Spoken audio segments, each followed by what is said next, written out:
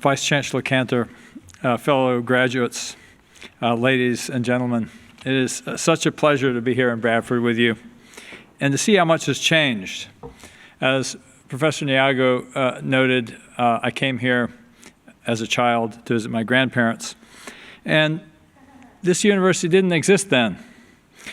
The textile industry was in the last gasps of being the Silicon Valley of the British Empire. The city was dominated by Lister's Mill, which was once the largest silk mill in the world. And my mother grew up back of the mill, and her parents, grandparents, and great-grandparents before her. My great-grandmother was carried to work in the mill on her own mother's back when she was only 6 years old. The world has come a long way since then. But where once the mills were the heart of Bradford, making it a jewel in the crown of Britain's textile industry, the University of Bradford is leading the city into the 21st century in areas such as open data, cybersecurity, smart cities, the Internet of Things, and advanced manufacturing. The university has achieved enormous stature in such a short time, and that's a testament to its leadership, to the faculty, and perhaps most of all, to each of you, because the true measure of a university is in the quality of its graduates. It's quite an honor to be here with you as you receive your degrees, because I'm a bit of an imposter when it comes to science and technology. As Professor Niago noted, my own training was in the Greek and Latin classics. How did I get from there to the front lines of Silicon Valley? Well, I got a job writing software manuals the same day I laid eyes on my very first computer. And that first year was like a year in a foreign land, not speaking the language and relying on the kindness of strangers to help explain things to me over and over. My training in Greek and Latin was helpful too, because reading the specification for a complex piece of software and trying to turn it into a user-friendly manual was a lot like parsing a Greek or Latin text. I had to look up vocabulary and rely on the order, structure, and relationship of the words to tell the story of how they fit together. I tried things, and I failed until I got them right. And I read everything I could lay my hands on: books, magazines, industry trade papers.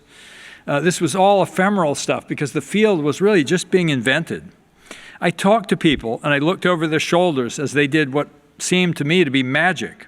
And I begged them to show me what they knew. And then I wrote down what I learned so that others could avoid my mistakes. That process, learning by doing, and then teaching what I'd learned, became the basis of my publishing business. Before long, my superpower, if you will, became finding people who knew more than I did, picking their brains, and then helping them share what they knew, whether by writing books that I could publish, by presenting at our conferences, or later on through a full range of in-person online experiences on my site on O'Reilly.com. I framed my company mission as changing the world by spreading the knowledge of innovators. Now, as it turned out, my learning path was not that dissimilar from that of millions of others. Because when my company first published about the World Wide Web in 1993, there were only 200 websites. There were no courses on how to build a website or on any of the other topics like open source software, DevOps, API design, big data, cloud computing, and now frontier technologies like deep learning and the blockchain that I played a large role in educating future practitioners about. The only way you can learn at the true cutting edge is by trying things yourself or from people who are slightly ahead of you on the curve of discovery. So one thing you must take away with you from your time here is not just your degree, important though that is, but the ability to constantly learn new skills. You must learn and to love learning. In this regard, I want to return to my family background here in Bradford. My grandfather, Walter Hillam, was bright enough to test out of school at age 13. Yet all that earned him was the opportunity to work full-time in the Manningham Mills, where he spent the rest of his working life. He passed on to his children, though, a hunger for something more. Two of them are here in the audience, my mother, Anne O'Reilly, and her brother, my uncle, Walter Hillam. Neither of them went to college, but both of them live lives of constant learning. I rarely see my mother without a book in her hand. History and biography are her forte, and she has forgotten more than many a PhD ever learned. And I have such wonderful memories as a teenager coming to visit my Uncle Walter and Aunt Maureen, who's also here. They had just discovered classical music and were working their way through the canon. Their infectious enthusiasm, their wonder about what the life of the mind had to offer, made an indelible impression on me. And years later, I remember sitting in a restaurant somewhere up towards the Cow and Calf, talking with Uncle Walter about the history of the British Raj and marveling at the depth of his knowledge. Like my mother, he is a master historian. The reason I'm telling you this is because there's a lesson here that I've taken in my life and that I hope all of you will take as well.